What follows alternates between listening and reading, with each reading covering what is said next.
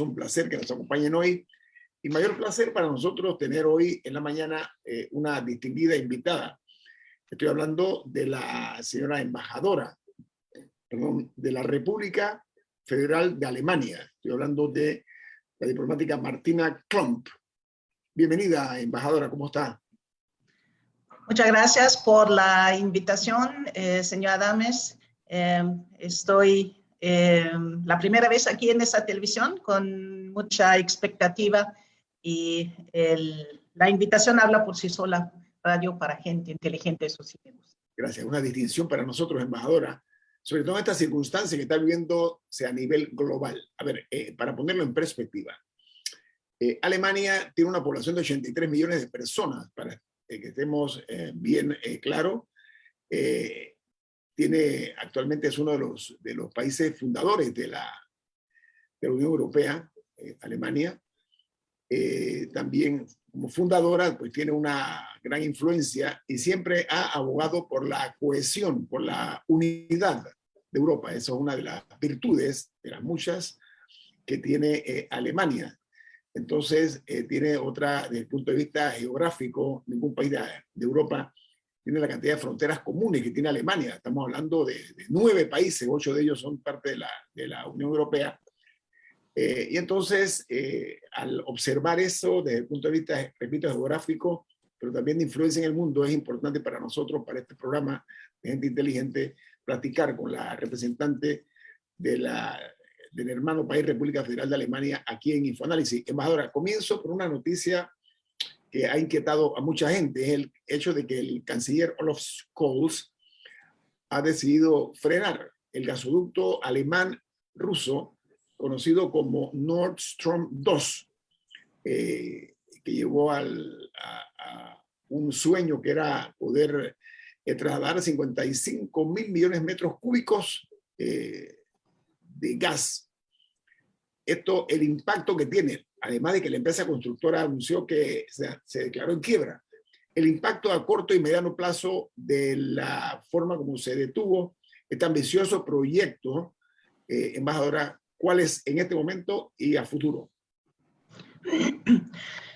Pues Alemania es un país que está altamente dependiente de importación de energía. Y como una de las situaciones con las que nos enfrentamos ahora mismo es una altísima dependencia de importaciones de energía rusa. El 55% de nuestro gas viene de Rusia, el 50% de carbón viene de Rusia y el 35% del petróleo viene de Rusia. Nosotros estamos desde diciembre del año pasado con un gobierno que se ha propuesto llevar a cabo la conversión energética en el país, de cerrar las últimas plantas nucleares. Se ha apostado a una dependencia intermedia o para determinados años de gas con tal de poder puentear. Se hablaba de tecnología de puente, el completo uso y la completa conversión a renovables. Eso tenía un horizonte de terminar de producir carbón en Alemania en 2030, y adelantado unos años a 2030 si se hubiera podido realizar, y llegar en 2035 por ahí a una a un completo suministro renovable. Lo que pasa es que faltan 13 años. Estamos en 2022, nos encontramos en una situación donde de repente hay una guerra en Europa y entre otras cosas, entre muchas otras cosas, y lo quiero dejar claro de forma muy en segundo plano, tercer plano por decir, nos encontramos que está en peligro, por decir, nuestra seguridad energética. Entonces, el gobierno actualmente está trabajando muy duramente en encontrar compensación, en encontrar alternativas, en encontrar otras fuentes, pero eso son negociaciones y contratos a largos plazos.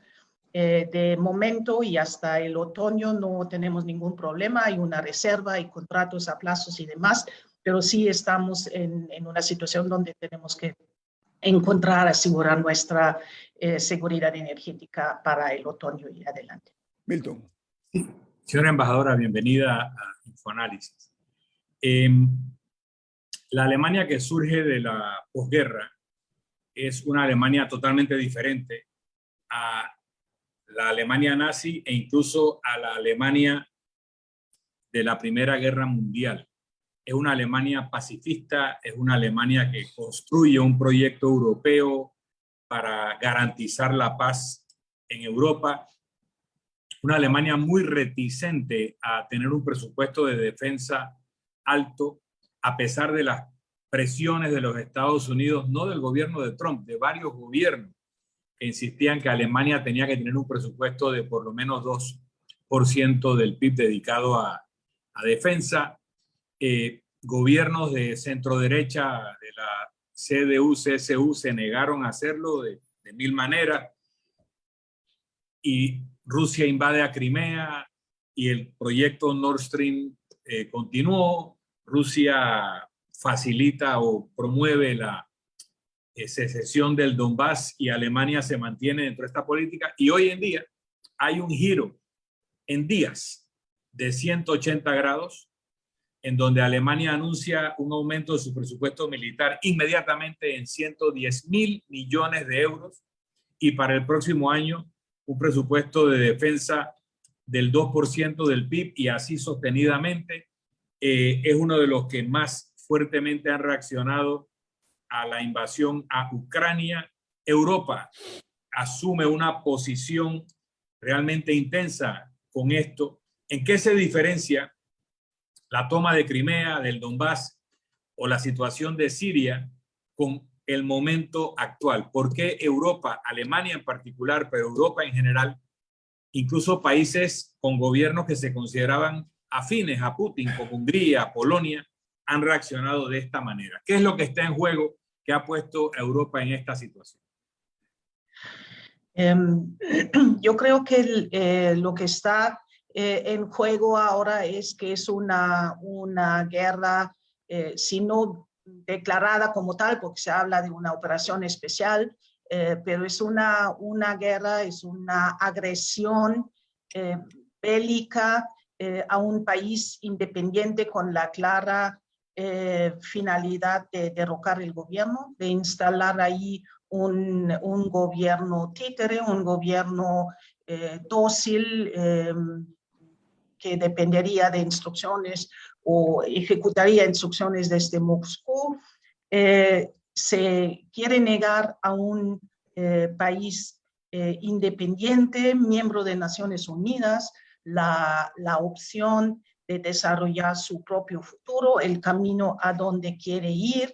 La Constitución de Ucrania, en la Constitución de Ucrania está plasmada la adhesión a la OTAN como finalidad última. Pues un país, como lo han tenido los países que hoy en día son miembros de la OTAN, los bálticos, Bulgaria, Rumania, Polonia, Hungría, pues ellos han podido decidir libremente a dónde se querían orientar y con qué justificación se negaría a Ucrania lo mismo, solamente porque tiene un vecino más fuerte que dice lo que ya no me vale es la fuerza del derecho, sino el derecho del más fuerte. Entonces, eso es una situación claramente diferente en retrospectiva y se va seguramente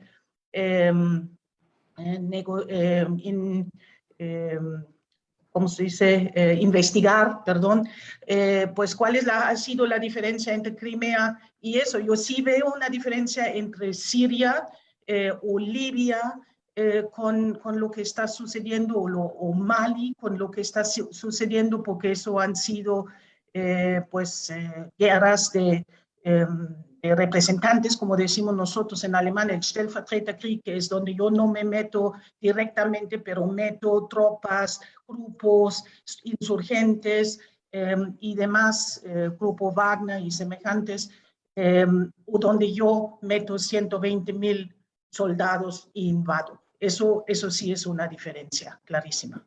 Embajadora, siguiendo esa línea, se han dado cambios históricos en la política pacifista que ha mantenido Alemania, política exterior estoy hablando.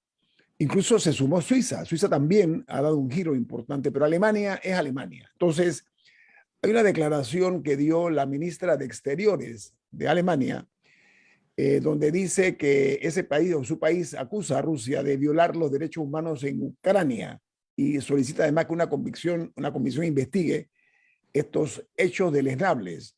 Amplíenos sobre eso, señora embajadora, si es tan amable. A lo que se refiere es la decisión en el Consejo de Derechos Humanos en Ginebra la semana pasada. Lo que se necesita y creo que va vinculado con lo que se está vaticinando en La Haya, una investigación también sobre crímenes de guerra, pues que se llame eso con el nombre que merece, una guerra. No valen eufemismos en ese sentido, y que se tiene que ver que incluso en guerras, esa ha sido la lección de la Primera Guerra Mundial, hay un derecho de lo que se hace y lo que no se hace. Hay había un claro entendimiento de que objetos civiles no se atacan, que personas indefensas no se les meten bombas encima, y si esos derechos están violados y como están violados, pues eso se tiene que investigar y llamar a responsabilidades claras en su momento. Ojalá que llegue ese momento, pero para eso el procurador Khan ya también ha llamado a coleccionar testimonios, a tomar filmaciones, y si esa guerra algo no falta son imágenes. Entonces, pues para que eso se consolide y se conecte después para armar un caso fuerte, de eso se trata. Vamos a continuar platicando con la embajadora de la República Federal de Alemania en Panamá, la diplomática Martina Klomp, que hoy nos distingue con su participación, pero sobre todo para tener un entendimiento mucho más claro, prístino, cristalino acerca de la posición de Alemania, una de las grandes potencias del mundo, este conflicto bélico que se está dando entre Rusia, que invade a Ucrania, y que el mundo no puede guardar silencio ante lo que estamos viendo, ante los horrores que estamos viendo. Así que viene más aquí en Info Análisis. Este es un programa para la gente inteligente. Bueno, continuamos platicando con la señora embajadora de la República Federal de Alemania, aquí en la República de Panamá, la diplomática Martina Klomp. Camila. Desde el inicio del conflicto, el presidente ucraniano Zelensky en varias ocasiones ha mencionado frases como que los han dejado solos o que se sienten un poco desprotegidos en ese sentido. Y por más que un poco la narrativa que he visto en algunos lugares es que los ucranianos han sorprendido a Rusia y que Rusia no esperaba la resistencia que ha encontrado en ciertos lugares, si uno se pone a ver el mapa, Rusia sí se está tomando ciudades, sí hay 1.5 millones de desplazados y hay muchos ucranianos que se están defendiendo con molotovs frente a un tanque. Y yo entiendo que haya reticencia de mandar tropas o de enviar aviones o de enforzar un no-fly zone por encima de Ucrania, etcétera. Pero ¿hasta dónde se le va? O sea, ¿hasta dónde va a llegar Rusia? O sea, ¿qué pasa si se toma Odessa? ¿Qué pasa si sigue avanzando en el mapa? O sea, ¿cuáles son los posibles finales de este conflicto? ¿Cómo lo ve Alemania o lo ve Europa? O sea, ¿dónde están las líneas? Gracias. Es una pregunta muy difícil de contestar, porque en estos últimos 12 días que ya lleva ese conflicto hemos visto caer convencimientos o reglas que nos parecían absolutamente sólidos. Lo mencionó el señor Guillermo al inicio, que Alemania se ha convertido de un país que nunca ha querido ser potencia en los últimos 100 años, por razones, o 80 años, por razones obvias, y de repente pues nos encontramos en que sí estamos de nueva cuenta invirtiendo en nuestro ejército, que sacamos cuantiosas sumas, lo mencionó Milton, para ahora sí llegar al 2% del Producto Interno Bruto que se nos ha exigido desde hace tiempo. ¿Hasta dónde llega? Pues nosotros pensamos, y en eso sí sigue siendo la misma convicción, de que no puede haber una solución bélica a eso. Debe de haber una solución negociada de alguna manera. Se están intentando conseguir ahora sí corredores para que los civiles pueden salir de las ciudades asediadas. Se están intentando acordar por medio de terceros países. El primer ministro de Israel estuvo en la zona y después estuvo en Berlín el sábado. Turquía ha ofrecido servicios de mediación o de intermediario. Mediación no es la palabra, pero intermediario. Escucho que el jueves puede haber un encuentro entre los ministros de Asuntos Exteriores en Turquía.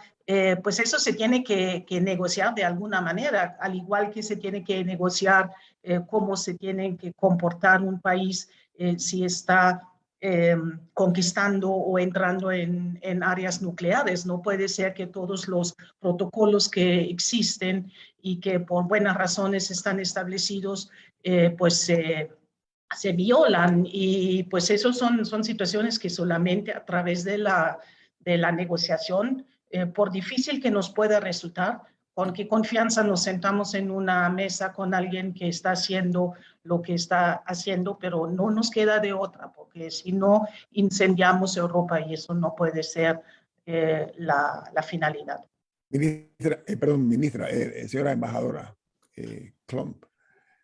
Ok, hay viso de conversaciones, pero Rusia sigue avanzando en el territorio ucraniano. Eso es una realidad inobjetable, eso es un hecho comprobado, fácilmente comprobable. Ahora, se le ha denominado guerra híbrida a este conflicto, ¿no? Que es de grandes proporciones, pero lo que se está diciendo, de acuerdo a algunos analistas, es que, primero que todo, que lo que pretende Vladimir Putin es un nuevo orden mundial. Eso es lo que se está hablando, por una parte. Por la otra, leí de un buen analista que dice que si hay un país que puede servir de puente en esta crisis mundial o global provocado por la intervención de Vladimir Putin, puede ser Alemania. ¿Qué opinión le merece esa responsabilidad que este analista le achaca a Alemania de ser el posible puente para viabilizar una solución en Ucrania, señora embajadora? Pues yo no conozco el análisis, habría que ver de dónde viene y con qué intenciones puede venir, porque sí, como dice usted, está en juego todo el orden global en ese momento. No es que Alemania hubiera estado del lado. El canciller Scholz todavía 2 días antes de la intervención estuvo en Moscú y se pudo sentar en la famosa mesa a 6 metros de su anfitrión, al igual que el presidente Macron. El canciller Scholz ha vuelto a hablar por teléfono con Putin el viernes pasado. Estamos en ello. Se ha hablado de qué papel podía tener la ex canciller Merkel. Yo no quiero descartar nada, pero no creo que Alemania sería en ese momento, para Rusia y también para el equilibrio dentro de la Unión Europea, el mediador nato. También hay que ver que en Europa hay un balance que de momento está muy consolidado, muy cohesionado, y qué bueno que sea así, así debe de ser, que todos nos apoyamos en esa amarga situación. Pero Alemania no quiere, yo me atrevo a decir que no buscamos protagonismo, pero sí servimos si de algo puede servir.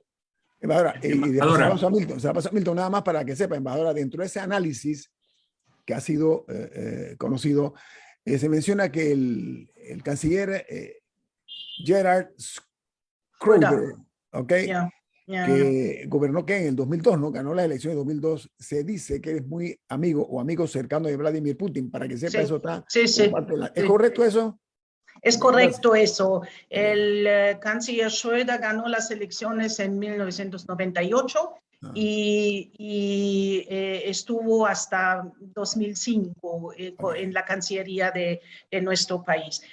Su papel está muy controvertido de momento porque él sí ha establecido una muy buena relación de amistad con el presidente ruso, que con el tiempo ha convertido en un lucrativo desenvolvimiento comercial ejecutivo en diferentes grandes empresas del sector energético ruso, y a pesar de que ha habido ya clarísimas,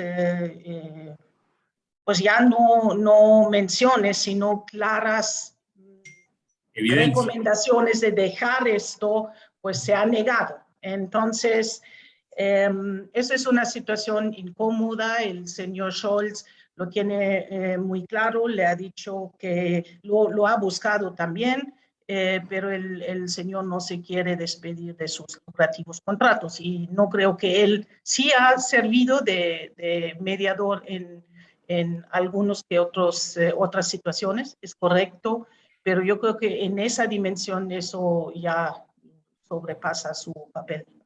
Sí, embajadora, antes de esta invasión, Rusia y China tenían toda una campaña, por decirlo así, para demostrar que el occidente decadente, corrupto y débil no era una opción para el bienestar de los pueblos, y que la opción del futuro eran los gobiernos autoritarios, los gobiernos fuertes, etcétera, ¿ok? Incluso se dice que ha habido participación de sus aparatos de inteligencia y propaganda en cierta desestabilización de los sistemas democráticos occidentales, y eso no voy a abundar porque no es el tema de hoy, pero eso es un elemento, ¿no? Eso lleva probablemente a Vladimir Putin a subestimar la reacción de Europa y la reacción de Occidente ante su decisión. Ahora, Putin le ha dicho a Emmanuel Macron explícitamente que él va a conseguir sus objetivos en Ucrania a las buenas o a las malas. O se lo dan en negociación o se lo va a tomar por la fuerza, pero él no tiene ninguna intención de lograr menos que su objetivo. El objetivo explícito es tomarse Ucrania, a quien no le reconoce naturaleza de nación, sino que es realmente parte de Rusia, que los ucranianos son rusos, al igual que los bielorrusos y los moldavos, probablemente en el discurso completo. O sea que el plan de él es tomarse Ucrania, como lo está haciendo en los hechos. Ahora, la reacción de Occidente a nivel operativo militar ha sido darle a los ucranianos apoyo. Le han dado Stinger, le han dado Javelin, son armas para una guerra larga de desgaste, para tumbar helicópteros. Se está cortando. Ajá. Pero no necesariamente para enfrentar. ¿No se oye bien? No, yo sí lo escucho bien. Ah, perfecto. No, o sea, no estamos hablando hasta ahora, hasta ayer que se hablaba de que Polonia le iba a dar aviones a la Fuerza Aérea Ucraniana. No se estaba hablando de emparejar la parte armamentista. Por otra parte, Rusia está muy lenta en su avance en algunas zonas y se le atribuye a corrupción en el lado ruso, a probablemente elementos insuficientes o defectuosos. O sea que podría acabar siendo las Fuerzas Armadas rusas un tigre de papel. Pero también hemos hablado de los crímenes de guerra que ya se están cometiendo. Y voy a lo concreto. La OTAN, Estados Unidos, Europa, la OTAN, no han dado más sino estas ayudas a Ucrania, porque no quieren escalar en un conflicto directo con las Fuerzas Armadas rusas que pueda desencadenar una tercera guerra mundial o peor aún una guerra nuclear. Sin embargo, en los Balcanes, ante crímenes de guerra, ante violaciones a la autonomía, a la identidad de los pueblos, etcétera, etcétera, etcétera, la OTAN sí intervino, la OTAN sí mandó tropas a la tierra. ¿En qué momento los crímenes de guerra de Putin pasan un límite que obligaría a la OTAN a replantearse su estrategia de este momento? Ahora, permiso, por razones de tiempo, usted sabe que en la radio y la televisión el tiempo es fundamental. Su respuesta tiene que ser más de 1 minuto. Así que le voy a pedir con mucho respeto si nos puede regalar unos cuantos minutos después del corte comercial para que tenga la amabilidad de responder la pregunta de Milton. ¿Le parece, embajadora? Me parece muy bien, voy a intentar de hacerlo lo más conciso posible. Yo aprecio mucho porque el tiempo en los medios electrónicos es fundamental y es cosa que aprecio su buen criterio. Vamos al corte comercial. Esto es Info Análisis, un programa para la gente inteligente. Bueno, la señora embajadora, representante de la República Federal de Alemania y la República de Panamá, Martina Klump, va Milton a reformular la pregunta corta para una respuesta contundente y clara, como hace la embajadora. Adelante, Milton. En síntesis, Putin desprecia el modelo occidental, subestima a Occidente, cree que puede hacer lo que le da la gana, lo está haciendo, se le ha acusado a las fuerzas rusas de cometer crímenes de guerra, se dan casi todas las condiciones que se dieron en los Balcanes para una intervención de la OTAN.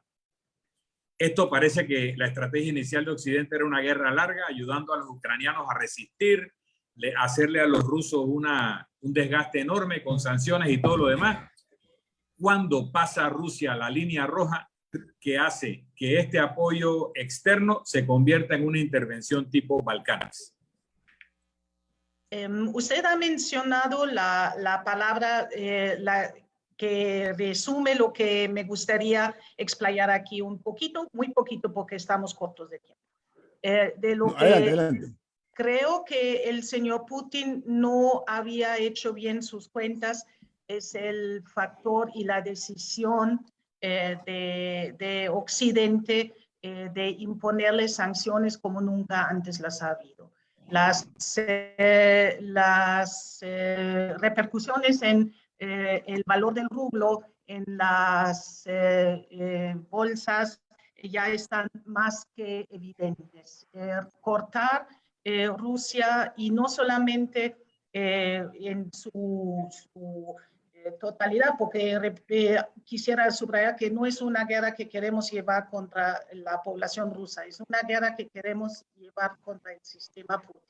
La gente que lo rodea, los oligarcas, sus medios de propaganda, etcétera, etcétera, están muy, muy bien enfocadas y cortadas a la medida de esas sanciones. Y yo quiero pensar con la decisión que tiene Occidente de escalarlas, si falta hace, van a surtir efecto. Se ha sumado Suiza, que es muy importante por el 30% de la energía rusa se negocia a través de banca o lugares en Suiza, se ha sumado Japón, se ha sumado Singapur. Entonces estamos ahí extendiendo y la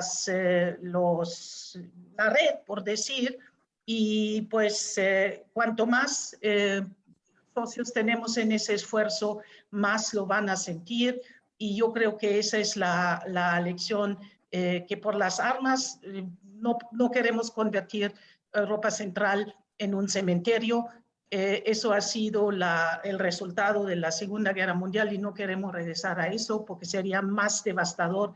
Debe de ser medidas inteligentes y lo quiero dejar en esto. Muy bien. Camila. Ya se sabe que hay al menos 1.5 millones de desplazados por la guerra. ¿Cuál es el plan para absorber y brindar ayuda a estas personas? Porque vemos que muchos, por ejemplo, han incursionado en Polonia, pero este conflicto no parece que va a acabar, así que eso definitivamente va a aumentar. Por ejemplo, hay gente tratando de salir de la ciudad de, creo que en español es Mariupol, y se encontraron con gran dificultad para hacerlo, así que ese número definitivamente va a aumentar.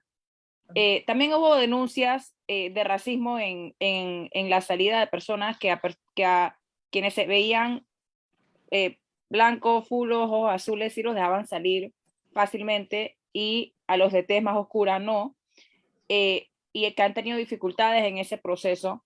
Pero en ambas situaciones, ¿cuál es el plan para recibir a estas personas y para brindarles ayuda hasta que puedan idealmente regresar a Ucrania? Pues yo creo que de momento apenas se están elaborando los planes, porque, repito, estamos al día 12 de ese conflicto y, como dice, ya hay más de 1 millón de desplazados fuera de Ucrania. También los hay ya miles y miles dentro de Ucrania, y la mayor parte de esas personas están ahora en Polonia, y nos tenemos que organizar nosotros para apoyar a los países que son los vecinos. Un país tan pequeño como Moldavia ya tiene en proporción probablemente hasta más en relación con su población, que más personas desplazadas que Polonia. Entonces sí, tenemos que armar aquí el paquete. La OIM está ahí, ACNUR está ahí, y pues nosotros estamos organizándonos dentro de Alemania para ya no llevar todas las personas a Berlín, sino que viajen por su cuenta, ya no en trenes que llegan muchísimos a un solo lugar y se tienen que desplazar de ahí otra vez, sino que vayan directamente donde tienen familiares, donde se puede mejor acogerlos. Eso se está elaborando conforme avanza la situación. Eso es así en una crisis de esa magnitud. Nunca ha habido una migración y un desplazamiento tan fuerte, tan explosivo en tan poco tiempo. Embajadora, le voy a quitar 2 minutos nada más. A ver, Rusia lo que exige o demanda, es la palabra, es que Occidente garantice que Ucrania no va a formar parte de los 30 países que integran la OTAN. Ese es un escenario. Pero el canciller Scholz ha denominado esto la guerra de Vladimir Putin. ¿Es la guerra de Putin o la guerra de Rusia, en su opinión, embajadora? ¿O es lo mismo? No, no es lo mismo. Vemos que en Rusia hay personas muy nobles que, corriendo en enorme peligro personal, se atreven todavía en esa situación a salir a la calle y demostrar y mostrar su inconformidad. No es lo mismo, no es lo mismo. Es la guerra del presidente Putin. Que eso quede claro para nosotros también. Queremos tener relaciones después de esto. Y las relaciones tienen que ser con el pueblo ruso, que históricamente tiene una afinidad muy, muy cercana.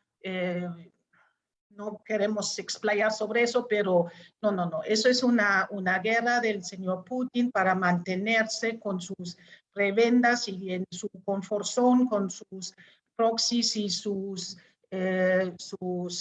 personas, su sistema, los oligarcas, el complejo militar que está todo alrededor de ese señor.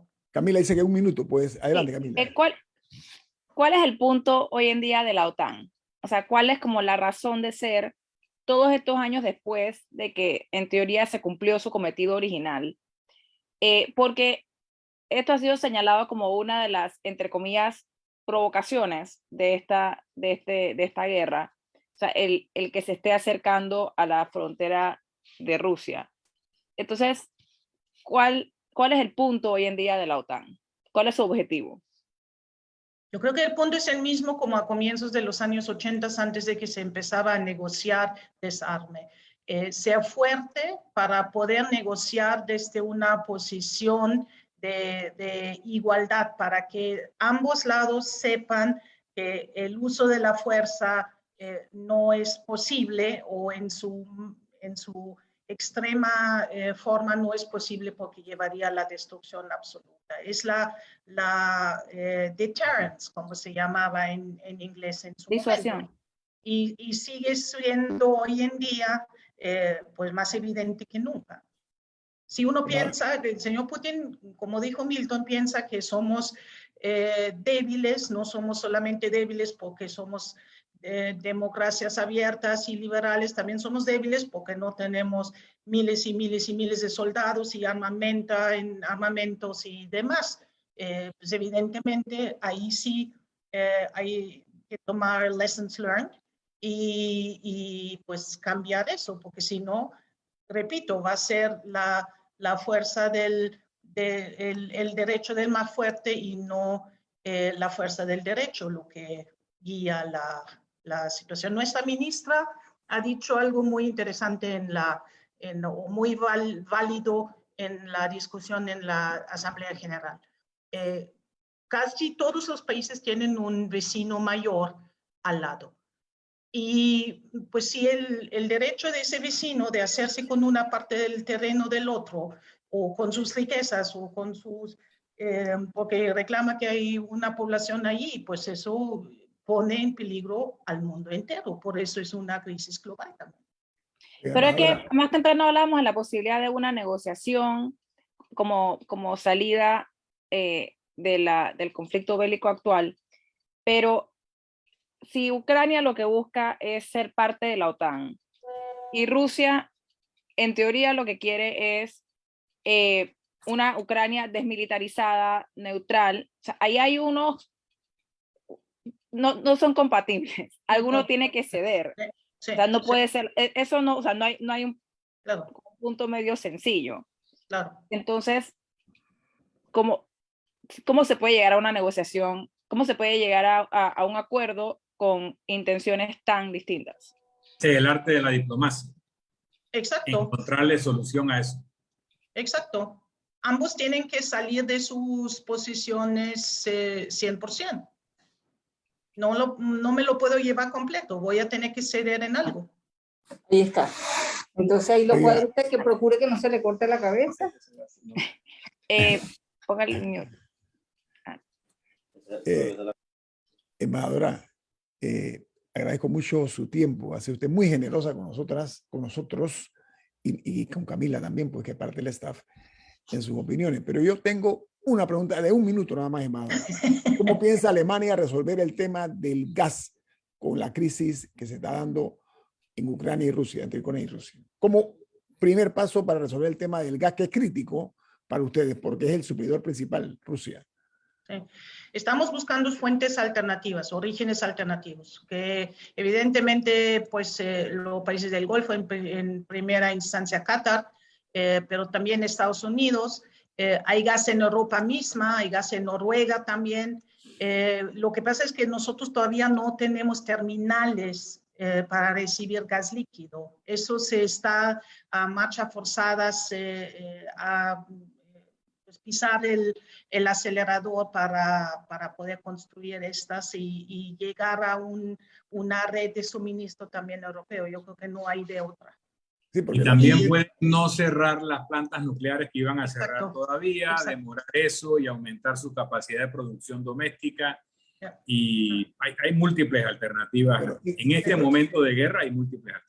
Sí, la pregunta era sobre el tema, pues obviamente, de lo que la decisión tomada por Alemania, que su gobierno decidió, pues en el caso de Nord Stream 2, ¿no? Yo me refería puntualmente a eso, y que la empresa quebró. O sea, ya se... La señora embajadora Martina Klomp, representante de la República Federal de Alemania en la República de Panamá, ha sido un verdadero honor tenerla usted aquí, pero sobre todo tener la cortesía de ilustrar a nuestra exigente radio audiencia de cuál es la visión que tiene Alemania de este conflicto que es global, no es un conflicto nada más de Europa, es un conflicto mundial.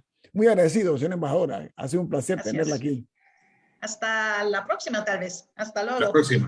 Gracias. Hasta luego, embajadora. Al regreso vamos a platicar con un exministro de Educación, porque ¿saben qué? A partir de hoy se da el inicio de clases.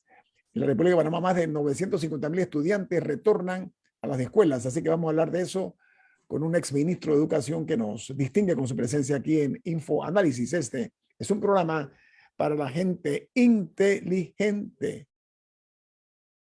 Bueno, amigos de InfoAnálisis y de Omega Estéreo, a partir de hoy, pues ya se ve el movimiento, el inicio de clases, después de 2 años de postergación producto de la crisis pandémica que vivimos.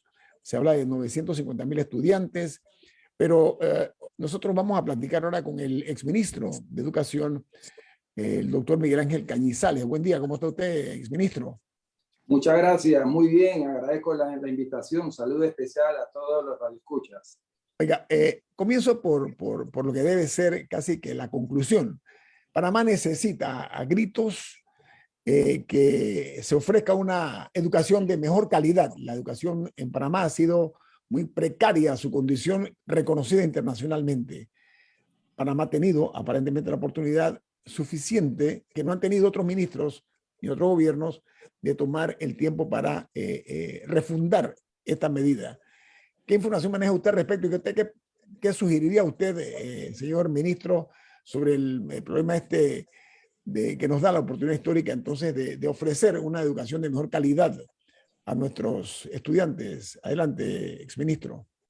Sí, posiblemente estamos iniciando uno de los años más difíciles de la historia de la educación en Panamá, por la situación pandémica, por las finanzas públicas y por la guerra económica que ya inició en el mundo, de los poderes geopolíticos. Y usted acaba de hacer una tremenda entrevista ante los que me antecedieron. Entonces, Panamá tiene un subsistema educativo altamente complejo y con una complejidad técnica y operativa.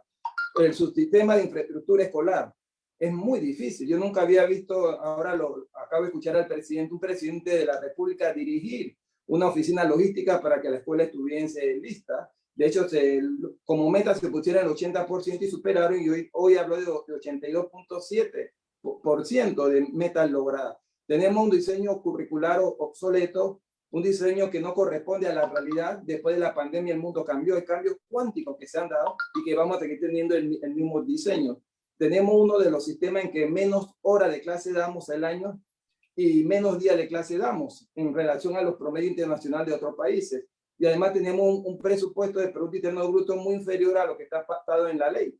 Costa Rica ya tiene el 8%, Cuba tiene el 12% del Producto Interno Bruto, nosotros no llegamos al 6%. Yo acabo de publicar un análisis en la cual decía que en el año del 2000 al 2004 tuvimos de 4 a 4.2 de acuerdo al Producto Interno Bruto. ¿Qué significa eso? Que nosotros tenemos que tener el 6% porque esa es ley de la República. Y no es posible que un presidente tenga que liderizar un movimiento para que la escuela esté lista. ¿Qué necesitamos hacer? Cosas concretas. Primero, motivar a la ciudadanía y a la población panameña. Esto debe ser una fiesta educativa el día de hoy, porque la verdadera reactivación económica empieza hoy. Son un poquito menos de 1 millón de estudiantes que van a iniciar, 954.000, más cerca de más de 60.000 profesores. Eso es la verdadera reactivación económica, pero tenemos que dignificar a la profesión docentes y tenemos que dignificar a los directores de escuela. Tenemos que capacitar más esas competencias. Por ejemplo, no se justifica que alguna escuela no esté en lista, teniendo fondos del FED, del Fondo de Equidad y Calidad de la Educación. Necesitamos evaluar y darles cursos y certificar los que saben utilizar eso, porque si no vamos a seguir teniendo un disco rayado. El presidente acaba de decir en su discurso que él no quiere memorización, que él recomienda que se piense, que se analice, que se trabaje en equipo. Él está haciendo un llamado a las últimas teorías metodológicas de lo que es la didáctica moderna, que ya no podemos enseñarle al estudiante tenemos que enseñarle a pensar, tenemos que enseñarle a sintetizar, a analizar. Eso se llama el pensamiento complejo, no el pensamiento crítico, porque el pensamiento complejo no es más que involucra el pensamiento crítico con el pensamiento del arte, es decir, un nivel superior de pensamiento. Y eso es lo que él está haciendo un llamado, que a mí me gustó mucho lo que él dice. Por eso dice, trabajemos en equipo. Esos son los perfiles profesiográficos del éxito que requerimos en esta nueva sociedad. Pero el currículum no se ha cambiado. Inclusive no ha habido reforma educativa en este país. Somos de los pocos países de América Latina que no han hecho una reforma educativa. Pero eso no quiere decir que no tenemos que tener saltos. Yo quiero enviar un mensaje positivo. Camila. Usted menciona que el presidente Cortizo lo dijo en su discurso, pero no es que las cosas van a pasar por inercia o porque él diga a los profesores enseñan diferente, va a pasar. O sea, se necesita toda una estructura y ha sido un poco motivo de frustración para mí que siempre el discurso sea el estado de las escuelas, que si bien es importante, las escuelas en este país podrían mañana amanecer todas intactas, lloviendo oro del cielo, y la educación seguiría siendo deficiente. Y también el presidente reconoció la semana pasada que tiene un augurio de que Panamá va a salir mal en la prueba PISA. Entonces, vemos que el escenario no es color de rosa. ¿Qué implicaría una reforma educativa? O sea, ¿qué tendría que pasar? ¿Cuáles serían un poco los pasos cuáles serían los actores que tendrían que participar? ¿Y qué tendría que pasar en esa reforma educativa para que pudiéramos ver un cambio verdadero? Sí, Camila, usted ha puesto el dedo en el punto central. ¿Qué requerimos hacer nosotros? Una reforma educativa integral. Una reforma educativa integral se refiere a tener transformación curricular de acuerdo a la realidad social, en que deben participar la empresa privada, porque son los que van a recibir y son los que le van a dar trabajo a nuestro producto académico, que son nuestros estudiantes. Necesitamos cambiar el sistema de calificación. Somos los pocos países que calificamos del 1 al 5. ¿Usted sabía eso? Todos los países califican del 1 al 100 o del 1 al 10, alfanumérico también. Y nosotros calificamos del 1 al 5. Les voy a explicar qué sucede con eso. Cuando usted califica el 1 al 5, estamos reduciendo los intervalos, y cuando usted realiza las pruebas internacionales, la prueba PISA me costó muchísimo trabajo traerlo a Panamá, y la teníamos antes que países como Costa Rica y muchos otros países. ¿Qué significa eso? Que tenemos que hacer ese gran salto para que todos los estudiantes, cuando hacen pruebas internacionales, no pasamos del 60%. Es por eso es un cambio que se requiere hacer ya rápido, drástico. Necesitamos aumentar los 10 clases. Las escuelas y los países que tienen buena práctica educativa dan como promedio mínimo 200 días de clases. ¿Sabe cuánto damos nosotros? Dábamos, porque este año yo a lo mejor hubiese eliminado un poco las vacaciones y hubiera aumentado más los días de clase. Ejemplo, nosotros damos 185 días de clase. Descuéntenle las verbenas, las fiestas, Día de la Madre, Día del Maestro, cuando va un político a las escuelas. Necesitamos cambiar también, aumentarle las horas de clase. Las escuelas particulares o privadas dan más horas de clase que las escuelas oficiales. Eso no puede ser. Si el Ministerio de Educación es el rector de la educación, necesitamos establecer competencias en perfeccionamiento del docente. Por ejemplo, esta pandemia nos enseñó que no teníamos las competencias para dictar clases virtuales, pero lo enfrentamos y lo resolvimos, pero las competencias no se desarrollan solas.